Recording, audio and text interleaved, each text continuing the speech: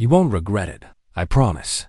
Subscribe. My name is Frank Castellano, and at 73, I learned that love can rot like fruit left too long in the sun from my granddaughter's chocolate-stained mouth at her own birthday party. Grandpa, Alexa whispered, tugging at my sleeve while Barry White crooned from the speakers we'd rented. No, I'd rented. Let's be honest about who pays for what in this family. Mom and Dad are gonna take your money after the party. I couldn't believe what I was hearing. She seemed serious. Could it be true? Is that for real? She said it like she was telling me about a cartoon she'd watched. Something funny the cat did to the mouse. What do you think a man does with information like that? Do you smile? Do you ask questions? Do you grab your son by his Brooks Brothers collar and demand answers? I did none of these things. I just watched her skip back to the bounce house I paid for $800 for 4 hours. Can you believe it? Leaving me there with the weight of her words settling into my chest like stones in a drowning man's pockets. The backyard of my son Barry's house in Fairfield, Connecticut, was dressed up like a fever dream of American excess. $100 helium balloons that would deflate in 3 days. A 3-tier princess cake from that boutique bakery downtown where they charge you $60 just to look at their display case. Relatives scattered across the lawn like extras in someone else's movie. I was apparently financing but hadn't been given a script for. I sat in a plastic chair, the kind that leaves red marks on the backs of your thighs. The kind they buy in bulk at Costco, even though I'd offered to get them real patio furniture, and watch my son work the crowd with his scotch. Single malt, of course. Macallan 18, $300 a bottle. Guess whose credit card that went on last Christmas? My daughter-in-law, Mary, was posing for photos by the dessert table I'd funded. Her phone held high like she was accepting she'd had work done recently, her face pulled tight as a drum, lips inflated like life rafts. $4,000 she'd asked to borrow for necessary medical procedures. I'd thought she meant something serious. Gallbladder, maybe. Thyroid. But no. She'd meant the kind of medical procedure that makes you look perpetually surprised at your own life. Isn't it funny what we tell ourselves is necessary? Every laugh in that yard felt rehearsed, like they'd all attended the same workshop on how to seem happy. Every smile was transactional. Currency in some economy I'd been funding but never understood. The other parents stood in clusters, talking about their summer houses and their kids' lacrosse scholarships. And I wondered if any of them knew that Barry's business, the one with the impressive website and the downtown office, hadn't turned a profit in 3 years. I knew because I'd been covering the shortfall. 40,000 here, 60,000 there. Just until things turn around, Dad. You know how it is. But did I know how it was? Or had I just been telling myself I knew the way we tell ourselves we understand our children, when really we're just looking at strangers who share our DNA? You want to know what betrayal tastes like. Not the movie version, not the dramatic confrontation with tears and thrown dishes. Real betrayal. It tastes like the metallic tang of blood when you bite your tongue to keep from screaming. It tastes like antacid tablets at 3 in the morning when you're going over bank statements. It tastes like birthday cake you can't swallow because your throat has closed up with the effort of not crying in front of people who are secretly planning your financial funeral. I watched my granddaughter playing with her friends, a group of little girls in various shades of pink, like a flock of flamingos, and tried to reconcile this child who'd just warned me with the parents who'd raised her. How does honesty like that survive in a house built on lies? Maybe children are like those miners' canaries, more sensitive to the toxic air adults have learned to breathe. My wife Elena would have known what to do. Dead 4 years, now pancreatic cancer, the kind that doesn't give you time to get your affairs in order, the kind that takes you in 6 weeks like a thief in the night. She would have stood up right then, walked over to Barry, and asked him point blank, "Is this true?" She had a way of cutting through bullshit like a hot knife through butter. But I'm not Elena. I'm Frank, the conflict avoider, the check writer, the problem solver who solves everyone's problems but his own. I pressed my hand to my lower back, old habit, the universal gesture of the aging, the internationally recognized signal for I need to leave but don't want to make a scene, and stood. The chair made that plastic groan, that sound of cheap furniture protesting against old bones. Nobody noticed me leave. Why would they? I was just the TM in the corner, the signature on checks, the cosigner of loans that would never be repaid, the invisible man who'd somehow remain visible enough when bills arrived, when tuition was due, when the mortgage was late. Barry was telling a story to a group of men, all of them in their 40s, all of them wearing the uniform of the suburban father khakis, polo shirts, boat shoes, without socks.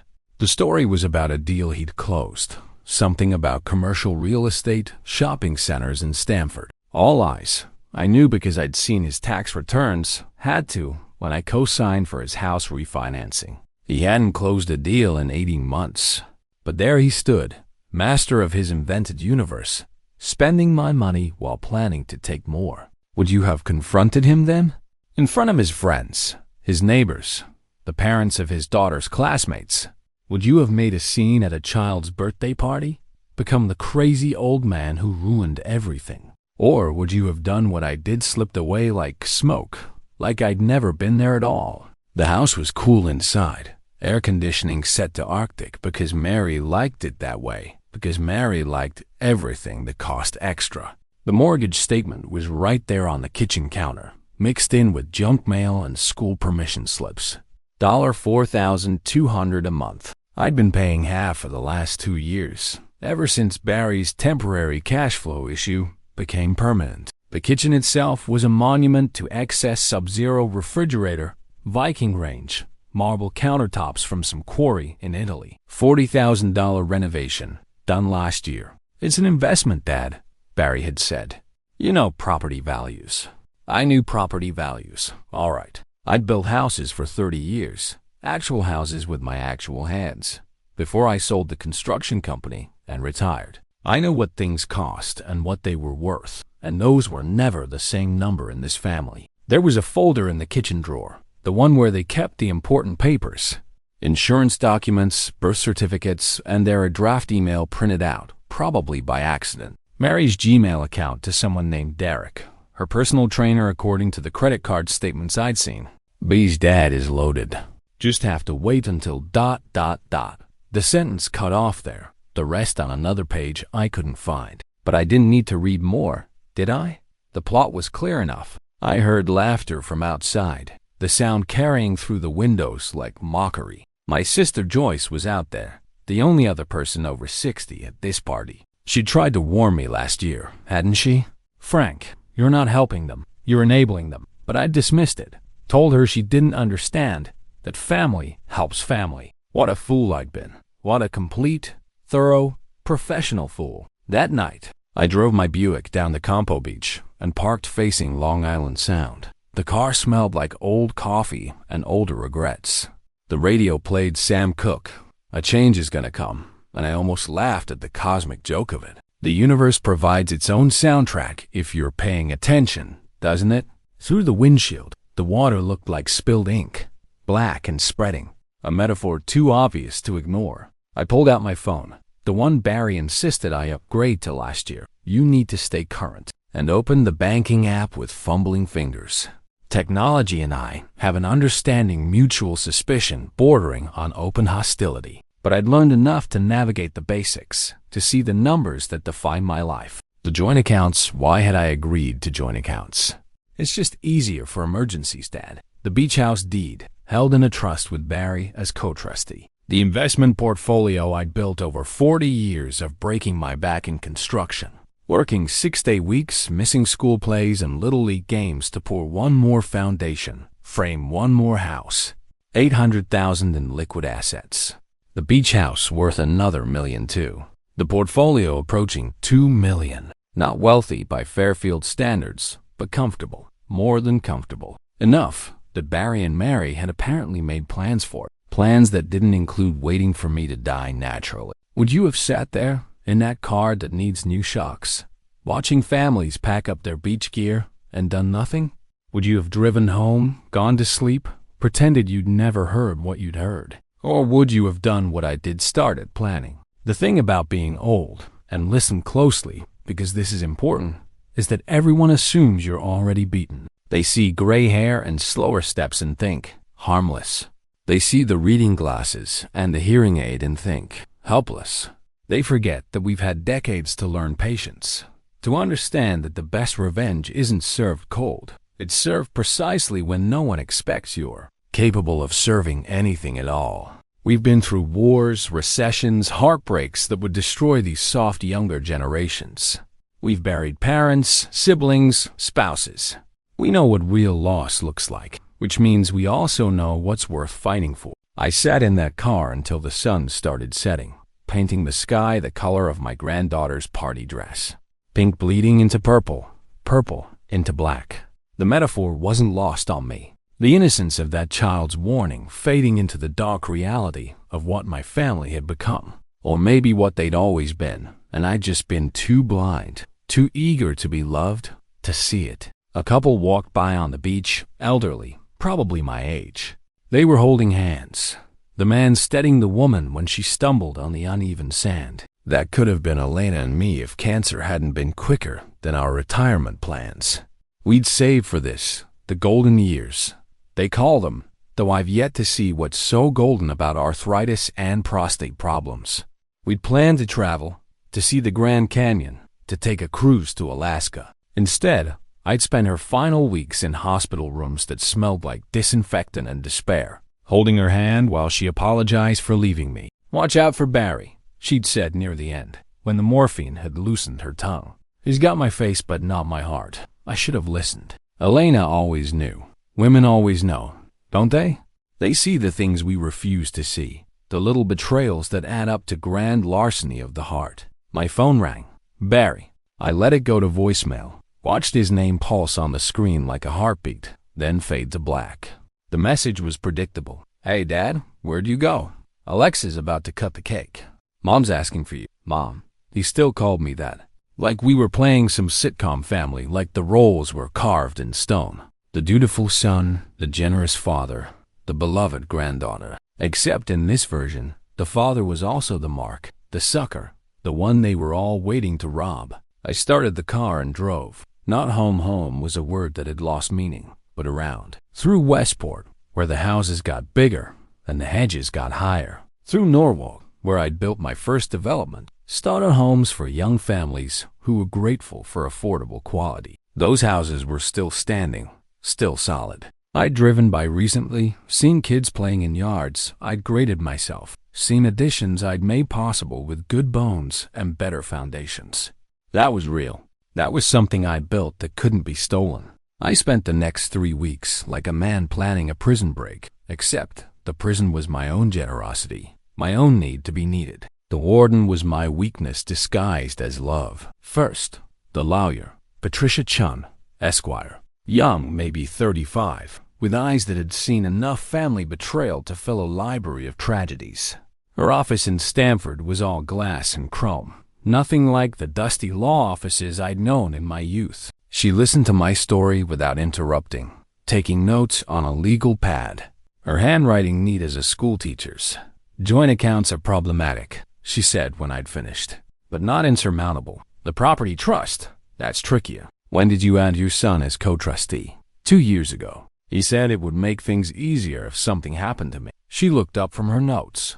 Something like what? Like if I had a stroke or, I don't know. He made it sound like he was protecting me. From whom? She let that question hang in the air like smoke from a fire we both knew was already burning. The plan she outlined was surgical, precise. Close the joint accounts. I had the legal right, even if it would raise questions. Create new trusts, ironclad ones, with institutional trustees.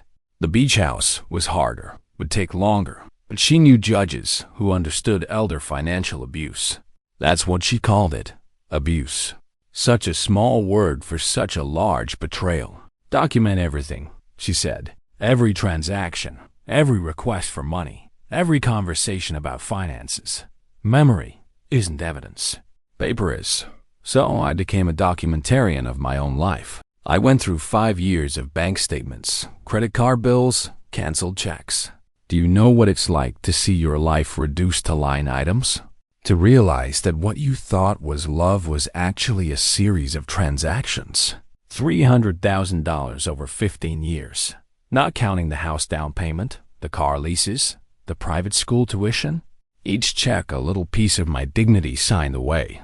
I started a journal, called it my emotional inventory. Patricia's suggestion. Judges like contemporaneous records, she'd said. Write down not just what happened, but how it made you feel. How it made me feel. Like a fool. Like a wallet with legs. Like a father who confused being used with being useful. The first entry, May 15th. Barry called. Needs $5,000 for Alexa's summer camp. The one with the horses. Says it's important for her development. Didn't mention that he just bought a new BMW. I saw it in the driveway at the party. M3. Probably $70,000. But the camp is my responsibility. The second entry, May 16th. Can't sleep. Keep thinking about Elena's funeral. Barry handled the arrangements. Said he wanted to take the burden off me. The funeral cost $30,000. I found out last week, going through old papers, that it actually cost $18,000. Where did the other $12,000 go? The third entry, May 17th. Mary posted photos from their vacation to Turks and Caicos last month. Much needed family time. She wrote, they told me they couldn't afford a vacation this year. I gave them $10,000 for household expenses that same week. Each entry was a small cut. The kind that doesn't bleed much but never quite heals. Death by 1,000 paper cuts. Isn't that what they call it? My phone rang constantly those 3 weeks. I let it. There's a particular satisfaction in watching missed calls pile up like unpaid debts. Barry left voicemails that progressed from confused to concerned to angry. Dad, what's going on? The bank says you closed our joint account. Dad, this is ridiculous. You can't just cut us off without talking to us. Dad, you're being irrational. Mom wouldn't want this. That last one almost got me. Invoking Elena like a seance, like he could summon her approval from beyond the grave. But Elena had seen through him, hadn't she? He's got my face but not my heart. The morphine truth, the kind that cuts through everything else. My sister Joyce came by the third week, found me sorting through photos in my apartment in Norwalk. It wasn't much. The apartment, 2 bedrooms, a view of a parking lot, the kind of place you live when you're saving money to give to your children. She took one look at the boxes. The documents spread across my dining room table like evidence at a trial, and sat down without saying a word. They're planning to rob me, I said. It was the first time I'd said it out loud to another person besides Patricia Chen. I know, she said. You know? Frank, everyone knows. Everyone except you. She told me about the conversations at family gatherings, the ones that stopped when I entered the room. Barry's promises to cousins about investments he'd make once things were settled. Mary's shopping sprees that she'd brag about to Joyce's daughter, always ending with, "Don't tell Grandpa Frank." The family had been watching my financial murder being plotted in real time, and no one had warned me. Is that what we've become? Spectators to each other's tragedies? I tried to tell you, Joyce said, but you didn't want to hear it. She was right. How many warnings had I ignored? How many red flags had I painted white? The human capacity for self-deception is infinite when the truth is too painful to acknowledge. The memories came in flashes, like a slideshow of stupidity. Barry at 16 crashing the car I bought him. A Honda Civic, nothing fancy, but he wanted a BMW even then. The crash was his fault texting while driving, though we didn't call it that back then. I bought him another car a week later. Kids make mistakes, I told Elena. She'd just shaken her head. Barry at 23, needing just a little help with the gambling debts. $20,000 to some people you don't want to owe money to. I paid it. Told myself it was a one-time thing. It wasn't. There were credit cards maxed out on online poker sites. Bookies who knew my name better than his. A pattern of betting on sure things that were never sure. Barry at 30, the business loan. $50,000 to start a consulting firm. What kind of consulting? He could never quite explain it. Business development, he'd say, like that meant something. The firm lasted 18 months. The debt lasted longer. Barry at 40, the house down payment. It's an investment in your granddaughter's future. Dad, $200,000 for a house that was worth $400,000 in a market that couldn't last. It didn't. But somehow, even when the market recovered, there was never any equity. never any appreciation. The house was a mouth that needed constant feeding. And Mary, sweet Mary, who joined the family 15 years ago, with sugar on her tongue and calculator eyes. She'd been different at first, hadn't she? Or had I just wanted her to be different? Wanted Barry to have married someone who would fix him, save him from himself. The first request had been small $2,000 for a root canal her insurance wouldn't cover. Then $5,000 for her mother's funeral. $10,000 to help her sister escape an abusive relationship. $20,000 for IVF treatments that resulted in Alexa, but also, somehow, in more debt. She'd mastered the art of the emergency. The broken refrigerator that couldn't be repaired, only replaced.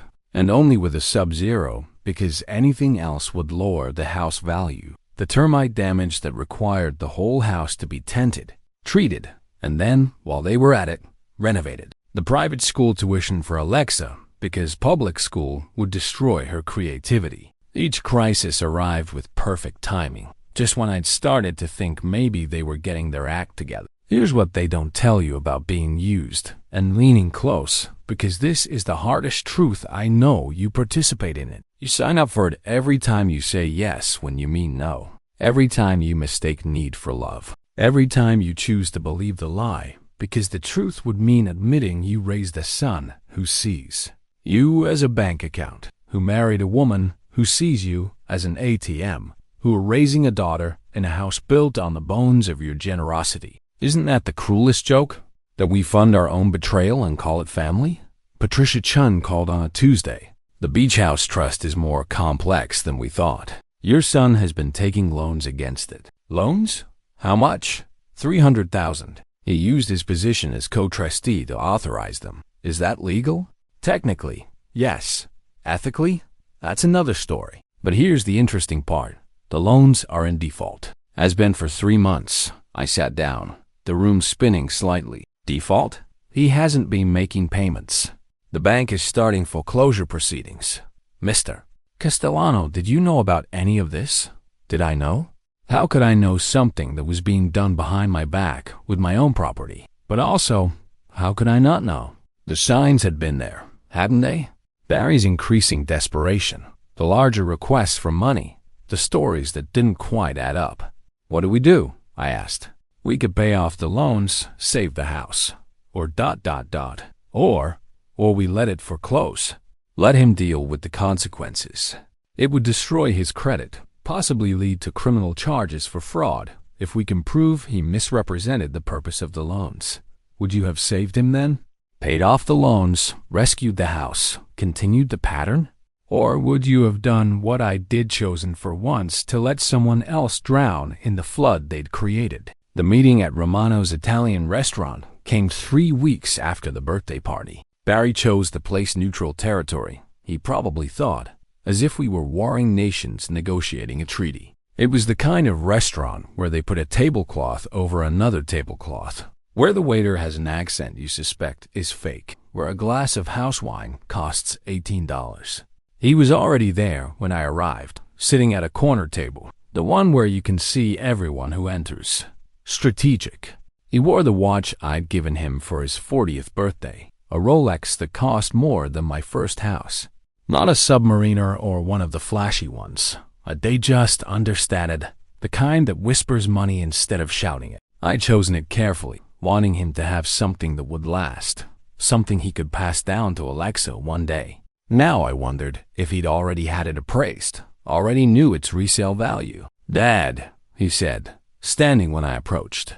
The Good Son act performed for an audience of waiters and other diners who didn't care. His handshake was firm, but his palm was sweaty. Fear sweat has a particular quality. Did you know that? It's different from exercise sweat or heat sweat. It's got an acidic tang, like batteries leaking. The bread came immediately focaccia with a little dish of olive oil and balsamic, the kind of presentation that adds $5 to the cost of a meal. Barry buttered his piece methodically, the way he did everything when he was nervous. Precise movements to control the shaking in his hands. "So," he said, not meeting my eyes, "we need to talk about the accounts." "Which accounts would those be?" "Come on, Dad, don't play games. The joint accounts. You closed them without telling me. I close my accounts. They had your name on them for convenience, not ownership. He looked up then, and for a moment I saw the boy he'd been 7 years old, caught stealing quarters from Elena's purse. That same mixture of guilt and indignation. Those accounts were for family expenses. Whose family? Because I've been looking at the statements, Barry. Ski trips to Vail. Dinners at restaurants where appetizers cost $40. A wine collection that would make a sommelier weep. That's family expenses? We have a certain lifestyle. You have a certain lifestyle. Funded by me. The waiter appeared. That perfect restaurant timing where they always interrupt at the worst moment. We ordered. Barry got the osso buco, $68. I got the pasta arrabbiata, $24. Even now, even in this moment of confrontation, he was spending my money like it was infinite. The beach house, he said once the waiter left, jumping straight to what really mattered to him. We still good on the plan? Me taking it over? I let the silence stretch between us like a wire pulled taut, like the moment before a cable snaps. The restaurant noise faded, the clink of silverware, the murmur of conversations, the distant sound of a cork being pulled until there was just us. Father and son, con man and Mark, sitting across from each other over bread neither of us was eating. No. His head snapped up. What do you mean, no? I mean no. I know. 2 letters, 1 syllable. The word children learn it too, and apparently you never did. Dad, we had an agreement, did we? Because I don't remember agreeing to have you take loans against it. $300,000. Barry, in default. The color drained from his face so fast I wondered if he might faint right into his butter plate. How did I find out? Is that really what you want to ask me right now? Not, I'm sorry, Dad. Or let me explain, Dad, but how did you find out? It's not what it looks like. It never is it? The gambling debts weren't what they looked like. The business failures weren't what they looked like. Your wife printing out emails about waiting for me to die. That's not what it looks like either. That stopped him. His mouth opened, closed, opened again. A fish on the dock, gasping for air that wouldn't save it. I donated it, I said, my voice steady as a surgeon's hand. The beach house, to the Veterans Foundation. Papers are already filed. You can't, that's not, I'm co-trustee. We're past tense. Turns out judges take a dim view of trustees who steal from the trust. Who knew? You should have seen his face then, like watching a building collapse in slow motion, floor by floor, until there's nothing left but rubble and dust. All his plans, all his schemes, all his assumptions about what he was entitled to, crumbling in real time. That house was supposed to be mine, he said, and there it was, the entitlement, naked and ugly as a newborn rat. Why? Because you existed? Because you're my son. You know what you never understood, Barry? That house was bought with money I earned, laying foundations in 100-degree heat, framing walls in freezing rain, working 16-hour days while you were sleeping in a bed I paid for, eating food I bought, wearing clothes I provided. That house was my sweat crystallized into property, and you thought you could just take it? You promised, Mom. Don't. The word came out sharper than I intended. A knife thrown across the table. Don't you dare invoke your mother. She saw through you. He's got my face but not my heart, she said. Those were some of her last words. Not, I love you, or take care of yourself, but a warning about you. The osso buco arrived. The smell of it rich and heavy. Barry stared at it like he'd never seen food before. The waiter asked if everything was all right. I almost laughed. No, I wanted to say, nothing has been all right for years, but we're just now admitting it. You always saw the father who fixed everything, I told him, and for once my voice didn't shake. The one who wrote checks, who solved problems, who made your mistakes disappear. You never saw the man. Tonight, you're looking at the man. This is about more than money, he said, trying a different angle. This is about family, about Alexa. Are you really going to punish her for what? For having parents who plan to rob her grandfather. No, I'm not punishing her. I've set up a trust for her education. A real trust, with a real trustee who won't steal from it. She'll be fine. Better than fine. She learned that money comes from work, not from waiting for old people to die. You're making a mistake, he said, but there was no conviction in it. He knew he'd lost. The con was over. The mark had wised up. The only mistake I made was thinking I could buy what should have been freely given. Love, respect, basic human decency. Turns out those things aren't for sale. The check came. $160 for a meal neither of us had touched. For the first time in 20 years, I watched my son pay for dinner. His credit card looked heavy in his hand, like it was made of lead instead of plastic. The waiter ran it twice. Declined. Barry had to use a different card, his face reddening with each attempt. "I'll pay you back," he said automatically, then realized what he'd said. We both knew he'd never paid anyone back for anything in his life. I stood to leave, then stopped. You know what the saddest part is? If you just really asked, honestly, admitting you were in trouble, I would have helped. I always would have helped, but you couldn't do that, could you? Couldn't admit weakness, couldn't show vulnerability. You had to make it a con, a game, a theft. You had to make me a mark instead of a father. He didn't answer. What could he say? That he was sorry? We both knew that would be another lie, and we'd finally run out of room for those. The final confrontation came 2 days later. Their house, the one I'd helped them buy, the one with the mortgage I'd been secretly paying, smelled like Mary's expensive candles. Volcano something. $40 for wax and wick and whatever essential oil was supposed to make you forget your life was a lie. The smell was overwhelming, like being inside a candy factory, sweet to the point of nausea. She'd been crying. I could tell from the puffiness around her eyes, though she'd tried to hide it with makeup. The Botox made it hard for her to fully frown, giving her sadness an uncanny valley quality, like a doll programmed to look upset. "Frank," she said, trying for warmth but achieving only room temperature. "Can I get you something? Coffee? Tea?" No. Barry sat on the couch I'd purchased $8,000 from Restoration Hardware, the kind of couch that looks better than it feels silent as furniture himself. He'd told her then, "Good. Save me the trouble. I'm selling the apartment," I announced. "Moving down to Stonington. Small place by the water. 1 bedroom. Just enough for 1 person." "You can't just—" Mary started, then caught herself. Started again. "What about family dinners? Holidays? Alexa will be devastated." "Alexa will be fine. Children are adaptable. It's adults who can't handle change." "This is cruel," she said, and the tears started again. "After everything we've done for you, what have you done for me? Exactly. Name one thing. One single thing you've done that wasn't transactional, that didn't come with a price tag attached." Silence. The kind that fills a room like water, that makes you want to hold your breath. "We gave you a grandchild," she finally said. "You gave birth to a child. I made her a grandchild by loving her, by showing up, by being present in her life. And you were planning to use that love against me, weren't you? That's what makes you worse than thieves. Thieves just take your money. You were going to use my love for that little girl as a weapon. That's not, we never." But she couldn't finish the lie. It stuck in her throat like a bone. "I'm done," I said. "Done being the family ATM. Done pretending this is normal, that this is what families do. You still have what you deserve each other. A liar and a thief, perfectly matched. You can figure out how to pay for your lifestyle now. Maybe Barry can actually close one of those deals he's always talking about. Maybe you can sell some of that jewelry you bought with my money. Or maybe you'll have to live like the rest of the world, within your means." Novel concept, I know. "You're going to regret this," Mary said, shifting from tears to threats with remarkable speed. "When you're old and alone."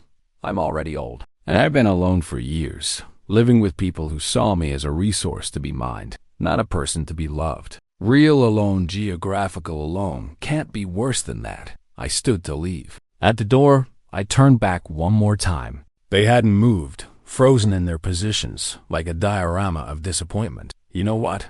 I forgive you. Not for your sake, but for mine." Carrying hatred is like drinking poison and expecting the other person to die. I forgive you, and I'm walking away. You can't steal from someone who's no longer there. The door closed with a quiet click. No slam, no dramatic exit. Just an old man walking away from a burning bridge he'd finally found the courage to light. Stonington welcomed me like a mother welcomes a prodigal son. No questions asked, just acceptance. The cottage was small, barely 900 square feet, but it was mine. No mortgage, no co-signers, no one else's name on the deed. I paid cash, the kind of transaction that makes you feel clean. The town was everything Fairfield wasn't: genuine, unpretentious, filled with people who worked for a living and didn't apologize for it. Fishermen who left before dawn and came back with the tide. Shopkeepers who knew your name after 3 visits. Retirees who'd earned their rest instead of inherited it. I learned the rhythms of this new life like learning a new language. Coffee at 6 a.m. at the diner where the waitress, Dolores, had been pouring coffee for 30 years and could tell you the weather by the ache in her hip. Walks along the harbor where the boats bobbed like prayers on the water. Afternoons in the library, a Carnegie building that had survived hurricanes and recessions and the terrible indifference of progress. The best part?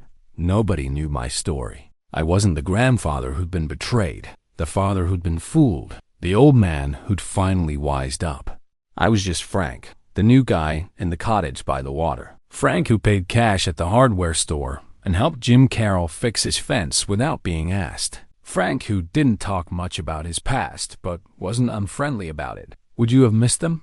Your family. I mean, even knowing what they'd done? Because I'll tell you a secret, I did. Not them, exactly, but the idea of them. The family I'd imagined we were. The relationships I'd projected onto the reality of who we actually were. That phantom family haunted me for months, showing up in dreams where Barry was still 7 and called me daddy, where Elena was still alive and keeping everyone honest, where Mary was the daughter I'd never had, instead of the grifter my son had married. 3 months in, I got a call from Joyce. "Barry's in trouble," she said without preamble. What kind of trouble? The house is in foreclosure. His business finally folded. Mary left him. I waited for the satisfaction to hit, that sweet taste of vindication. It didn't come. All I felt was tired, the kind of tired that sleep doesn't fix. And nothing. I just thought you should know. Why? What am I supposed to do with that information? I don't know, Frank. Maybe nothing. Maybe something. He's still your son, is he? Because a son implies a father, and he made it clear I was just a bank account with a pulse. You can't have it both ways, Joyce. You can't treat someone as less than human and then expect humanity when the bills come due. She sighed. You're right. I know you're right. It's just ... Alexa. She asked about you. That was the knife, wasn't it? The twist in the wound that never quite healed. Alexa, the innocent bystander in this war between generations.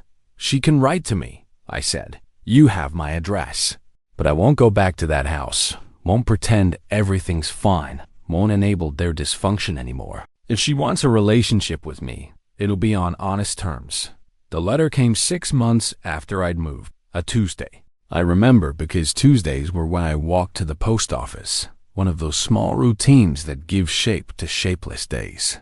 The envelope was pink, addressed in careful cursive that must have taken her forever to write. Inside, notebook paper torn from a school binder, the kind with the frayed edges that never tear clean. Asterisk, dear Grandpa. Asterisk, asterisk, I found your letter in Mom's drawer. The one you wrote but didn't send. I wasn't snooping, I promise. I was looking for tape for my school project. The letter was under some papers. I read it. I know I shouldn't have, but I did. Asterisk, asterisk, I understand now. What I said at my party. I heard Mom and Dad talking about it. They didn't know I was listening. They never know I'm listening. Kids are invisible like that. Aren't you invisible too sometimes? Asterisk, asterisk, I'm sorry they were mean to you. They're mean to each other now, too. Dad sleeps in the guest room. Mom cries a lot. The house is for sale. We might move to an apartment. Asterisk, asterisk, I don't care about the money. I never asked for a big party or expensive things. I just wanted everyone to be happy. But nobody was really happy, were they? It was all pretend. Like when we take family photos, Mom says, smile, but nobody feels like smiling. Asterisk, asterisk, I love you anyway. Actually, I love you more, because you were the only one who was real. Even when you were sad, it was real sad, not pretend happy. Asterisk, asterisk, can I visit you when I'm older? When I can take the train by myself? Mom says you live by the ocean now. I've been saving my allowance. I have $47. Asterisk, asterisk, love. Alexa, asterisk, asterisk, P.S. I'm learning to play piano. Mom wanted me to play violin because it looks better for college, but I like piano. I think you would like it too. It sounds like how rain feels. Asterisk, I cried then, sitting at my small kitchen table with its view of the water, holding that letter like it was made of spun glass. Not the bitter tears of betrayal, not the angry tears of righteousness, but something cleaner. Here was the dividend I hadn't calculated. A granddaughter who saw me, really saw me, who understood what even the adults couldn't, that love wasn't a transaction, that authenticity was worth more than money, that being real was better than being rich. I wrote back immediately. Asterisk, dear Alexa, asterisk, asterisk, your letter is worth more than all the money in all the banks in the world. Asterisk, asterisk, yes, you can visit. Save your $47 for something that makes you happy. When you're ready to visit, I'll send you a train ticket. Asterisk, asterisk, I'm proud of you for choosing piano. Play what moves you, not what looks good on applications. The world has enough people performing. It needs more people feeling. Asterisk, asterisk, the ocean here is different every day. Sometimes angry, sometimes peaceful, always honest. You would like it. There's a tide pool where hermit crabs live. They carry their homes on their backs. Smart creatures. Asterisk, asterisk, be good to yourself. That's different from being good. Being good is what others expect. Being good to yourself is what you deserve. Asterisk, asterisk, love. Grandpa asterisk, asterisk, P.S. You're right about piano. It does sound like how rain feels. That's called synesthesia when one sense triggers another. It means you're an artist. Don't let anyone tell you different. Asterisk, we wrote back and forth for months. She told me about school, about friends who weren't really friends, about books she was reading that were way better than the movies. I told her about the town, about Dolores at the diner who could predict rain, about the library's cat who thought he was a librarian. We built a relationship on paper, word by word, truth by truth. Her letters were the highlight of my weeks. In them, I saw Elena's wisdom, my father's stubbornness, something uniquely Alexa that gave me hope for the future. She was growing up thoughtful in a thoughtless world, kind in a cruel family, authentic in a house of masks. Is this a happy ending? You tell me. I won. I got away.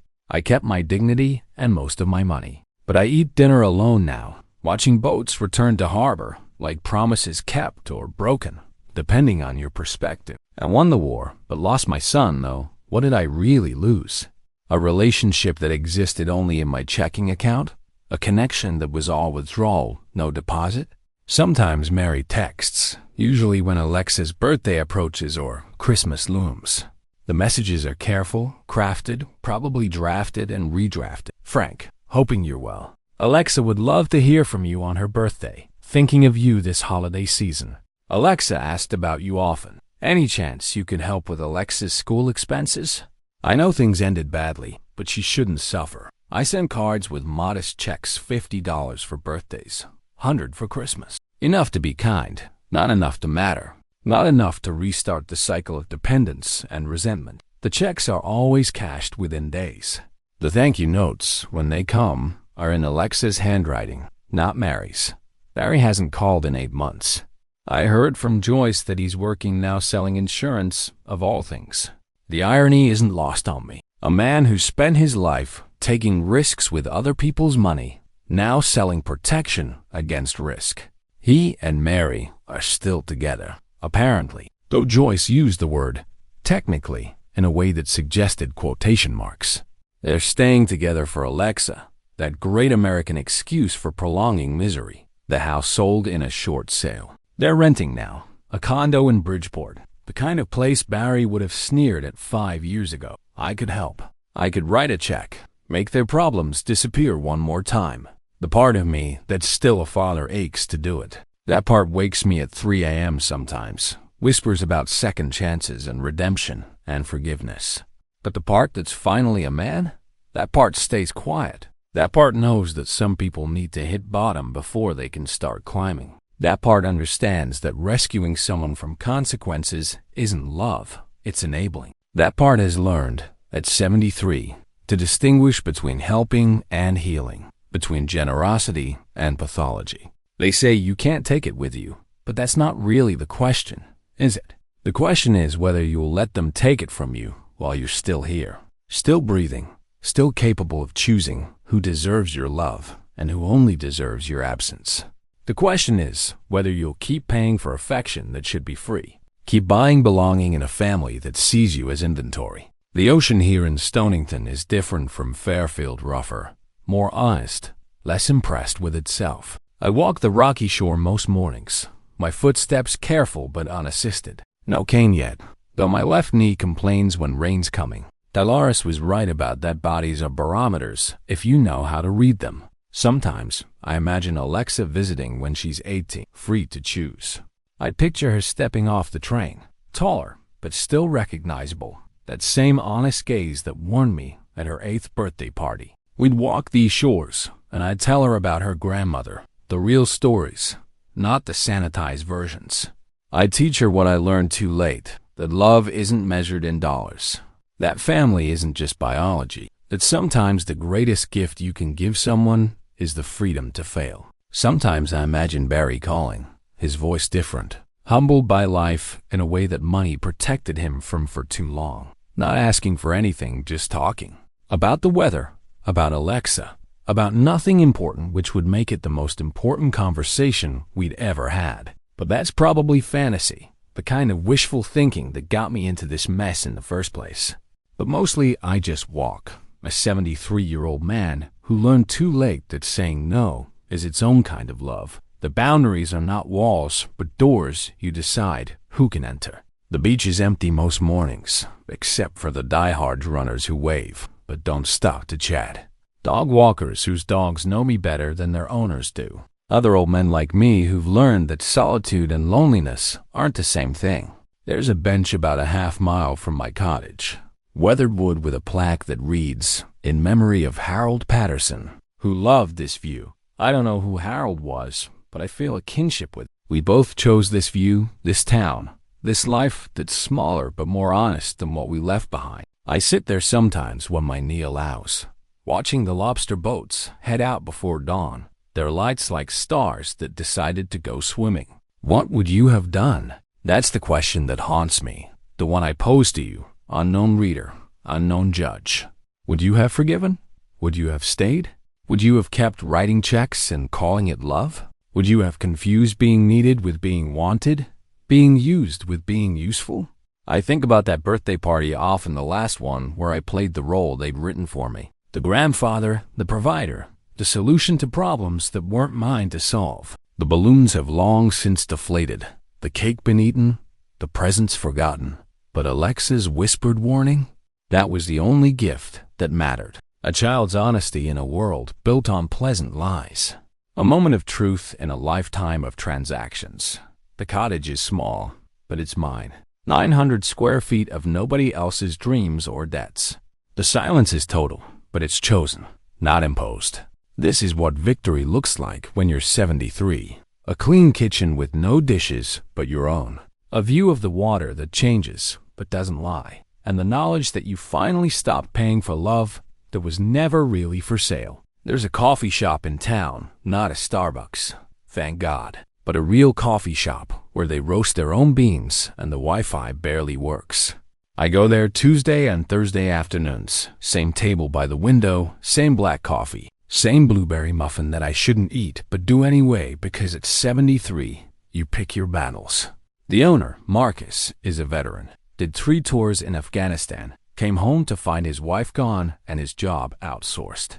We don't talk about our wars, but we recognize each other as survivors. Last week, he asked me, "You got family, Frank?" "A granddaughter," I said. "You?" "A daughter. Haven't seen her in 2 years. Her mother's got her convinced I'm the enemy." "Maybe you are," I said. "To her, right now. Doesn't mean you always will be." He nodded, understanding what I meant. That sometimes being the enemy is the price of being honest. That sometimes distance is love. That sometimes the best thing you can do for someone is refuse to be who they need you to be, if who they need you to be isn't who you are. I keep Alexa's letters in a shoebox, old school, I know. But there's something about physical letters that emails can't replicate. The weight of them, the way the paper smells faintly of whatever room they were written in. The way handwriting reveals mood in a way typing never can. Her latest letter mentioned a boy named David who gets her music. She's 15 now. Time moves differently when you're measuring it in letters instead of days. She asked me in that letter if I was happy. Not "how are you?" which is what people ask when they don't really want to know, but "are you happy?" which is what people ask when they really need to understand. I wrote back, "Dear Alexa, happiness is a strange word when you're my age. It implies something constant, like a state you achieve and maintain. I'm not happy the way young people are happy, all fireworks and possibility. I'm something else. Content, maybe, aligned, like a door that finally fits its frame after years of sticking. I'm happy I knew your grandmother. I'm happy you exist. I'm happy I learned, before it was too late, the difference between being loved and being needed. I'm happy I get to watch the sunrise without wondering who needs money today. But am I happy about how things turned out with your father? No. That's a grief I carry like arthritis, always there, worse on cold days. Something I've learned to live with but never quite ignore. Love doesn't stop just because someone proves unworthy of it. It just changes shape, becomes something you carry instead of something you give. Be careful with that boy David. Not because boys are trouble, though we are, but because anyone who gets. Your music might also get your heart. And hearts at 15 are precious and fragile and brave in ways they'll never be again. Love, Grandpa, P.S. Happy is overrated. Aim for honest. It lasts longer. The town is preparing for winter now. Boats being pulled from the water, wrapped in white plastic like enormous gifts or corpses, depending on your mood. Storm windows going up. Summer people going down to Florida or Arizona or wherever people go when they can afford to chase an endless summer. But I'm staying. This is my first winter here, and I want to see the town in all its moods, not just its Sunday best. Joyce visited last month, drove up from Fairfield in her Prius.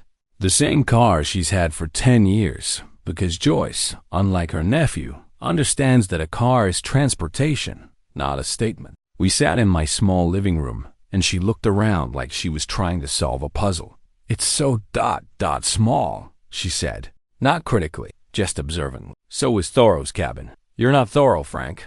"No, I agree. Thoreau had his mother do his laundry. I do my own." She laughed, then got quiet. "Barry asks about you." "No, he doesn't. You're right. He doesn't, but he should." Should is a dangerous word at our age, Joyce. Should implies there's time to fix things. Sometimes there isn't. Sometimes broken is the final state. She stayed for dinner. I made pasta with clam sauce, the recipe Elena taught me when we were first married and too poor for restaurants. Joyce cried a little, tasting it. "I miss her," she said. "Me too. She would have handled this whole thing better. She would have prevented it from happening in the first place." We sat with that truth between us. Two old people who'd outlived the best person either of us had known. Before she left, Joyce said, "I put you as my emergency contact." "Why?" "Because you're the only person I know who would actually show up." Is that what we become at this age? Emergency contacts for each other's loneliness? The person who shows up not because they have to, but because they remember what it's like when no one does. Winter came early this year. November snow, the kind that sticks. I watched it from my kitchen window, coffee cooling in my hands, and thought about that birthday party. How the snow would have been a crisis. Mary panicking about the party being ruined. Barry calculating the cost of moving everything indoors. Me writing a check to fix it. But here, now, the snow is just snow. It falls, it accumulates, it melts. No crisis, no cost. Just weather doing what weather does. The letter from Barry came yesterday. His handwriting, which I hadn't seen in years. Lawyers had always handled our recent communications, or Mary, or silence. But this was him. His barely legible scrawl that Elena used to say looked like spiders doing calculus. Dad. I know you won't answer this. I know I don't deserve an answer, but I need to write it anyway.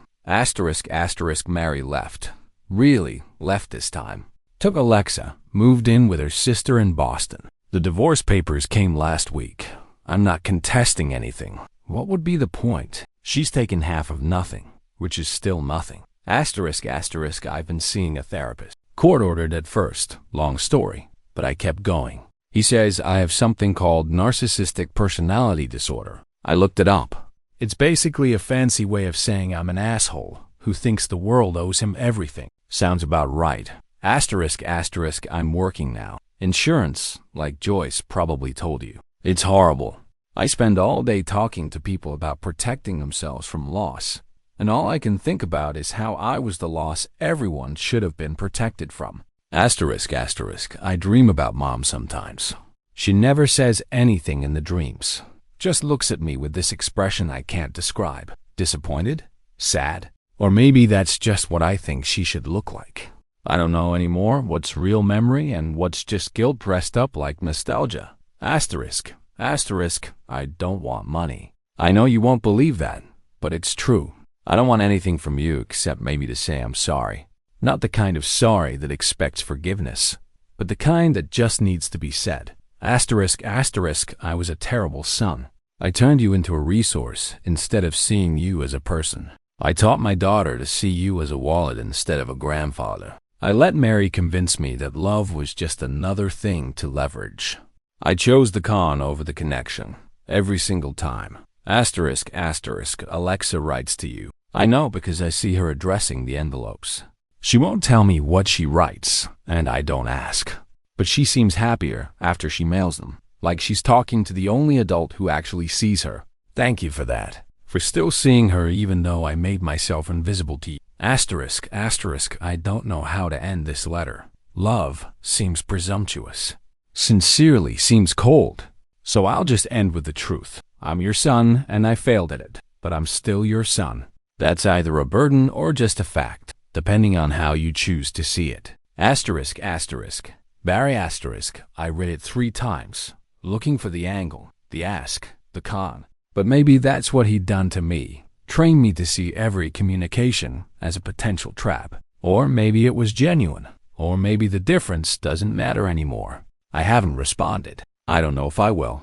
What would you do? Can sorry fix 73 years of disappointment? Can therapy cure entitlement? Can a narcissist really see beyond himself? Or is he just seeing a mirror that finally started showing him the truth? I put the letter in the shoebox with Alexis, then took it out, then put it back. Even in storage, it doesn't fit, doesn't belong with her honest words. It's like putting a counterfeit bill in with real money. Even if you can't see the difference, something feels wrong. The snow is heavier now. The boats in the harbor bob like ghost ships, their masts bare, their purpose suspended until spring. I should go to the store, stock up on supplies, prepare for being snowed in. But there's something peaceful about the idea of being trapped by weather instead of obligation, of having an excuse that's not an excuse, but just a fact. I cannot leave. The snow won't let me. Maybe that's what this whole thing has been about, learning the difference between cannot and will not, between trapped and choosing to stay, between alone and lonely. At 73, these distinctions matter more than money ever did. Tomorrow is Alexa's 16th birthday. I've already sent the card, a photograph of the harbor at sunrise, something I took myself with the phone Barry insisted I need. Inside, a check for $100 and a note. Asterisk, sweet 16 is a ridiculous phrase. 16 is not sweet. It's complicated and painful and beautiful in ways you won't understand until you're my age. Be all of it. Be complicated and painful and beautiful. Be 16 like it's a verb, not just a number.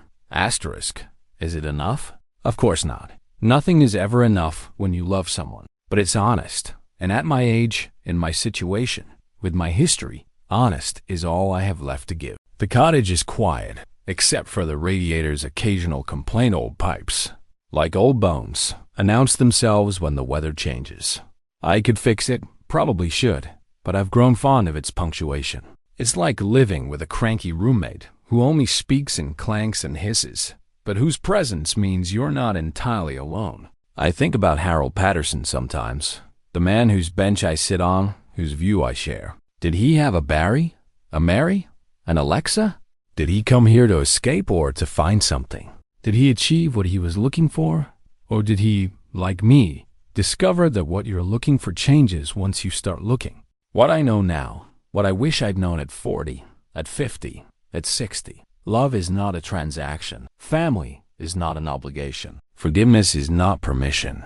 And sometimes, not always, but sometimes, the greatest act of love is walking away. Even when it breaks your heart, especially when it breaks your heart, because a broken heart is still a heart, still capable of loving, just more careful about where it spends its beats.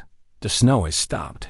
The world outside is white and quiet, like a blank page waiting for tomorrow's story. I'll make dinner soon, something simple, something Elena would have called depression food, but which I call efficient. Pasta with butter and black pepper.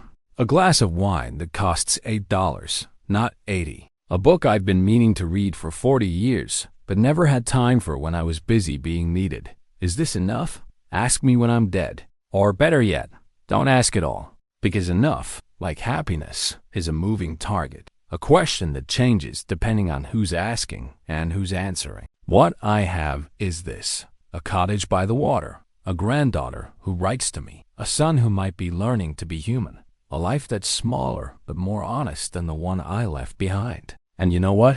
That's not enough. It's plenty. Thank you for staying with me and listening this far. Your attention is a gift. Did these minutes mean something to you? Then please follow the channel. Thanks.